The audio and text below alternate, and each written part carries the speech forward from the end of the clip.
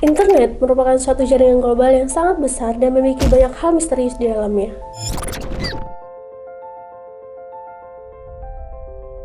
Kita sebagai pengguna internet pastilah sangat akrab dengan Yahoo, Bing, ataupun Google. Ya, itu semua adalah contoh dari search engine yang sering digunakan. Search engine adalah mesin pencari konvensional yang berada pada lapisan internet dari surface web. Surface web sendiri merupakan bagian dari internet yang dapat diakses dengan mudah menggunakan search engine yang ada. Search engine menggunakan bot untuk mengumpulkan suatu informasi dan menyimpan dalam database. Sehingga ketika kita melakukan pencarian, search engine akan menampilkan hasil dari database-nya berdasarkan relevansi dengan kata kunci yang kita masukkan. Surface web mempunyai peranan yang sangat penting. Salah satunya kemudahan untuk diakses oleh kita dan di dalamnya menyimpan banyak informasi. Kira-kira peran surface web apa lagi yang harus diketahui? Ini dia peran penting dari surface web.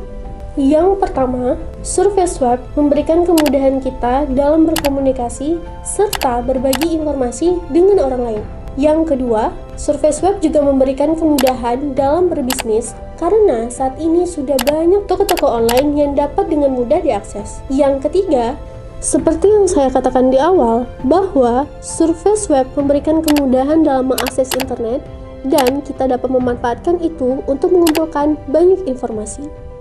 Dengan begitu, banyak sekali peranan penting dari surface web, namun ia juga memiliki banyak keterbatasan. Keterbatasan yang dimaksud adalah keterbatasan informasi-informasi penting dan bersifat sangat rahasia seperti arsip negara, informasi pribadi seseorang, maupun suatu instansi. Namun, di balik keterbatasannya itu, kita sebagai pengguna internet pastinya sering menggunakan surface web untuk kegiatan sehari-hari. Kita juga dituntut untuk selalu berhati-hati, karena bisa saja kan, di dalam surface web terdapat banyak ancaman yang dapat mengancam kita. Ancaman-ancaman tersebut tentu tidak bisa terlihat oleh mata kita, tapi apabila terjadi, itu sangat berbahaya. Jadi, di sini saya akan berbagi tips dan juga trik untuk para pengguna surface web dalam kegiatan sehari-hari. Tips dan trik pertama, lindungi informasi dan data pribadi. Kalian dapat menggunakan password yang kuat dan unik agar tidak ada yang mengetahui akun kalian.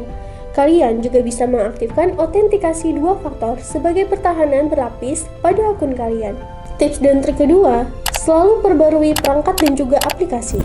Kalian harus selalu memperbarui sistem operasi dan aplikasi pada perangkat kalian secara berkala. Kalian juga dapat menginstal perangkat dengan antivirus atau anti-spyware dan yang lainnya. Tips dan trik yang ketiga, hindari situs web yang mencurigakan.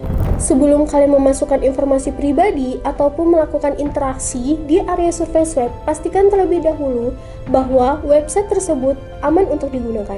Tips dan trik keempat, selalu memanfaatkan fitur keamanan pada browser atau search engine yang digunakan.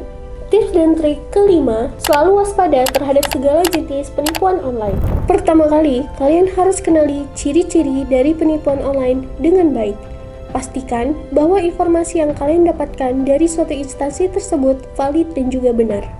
Selain tips dan trik yang ada, untuk mendapatkan pengalaman dan juga menjelajahi surface web secara optimal, kalian juga harus memastikan hal berikut seperti 1.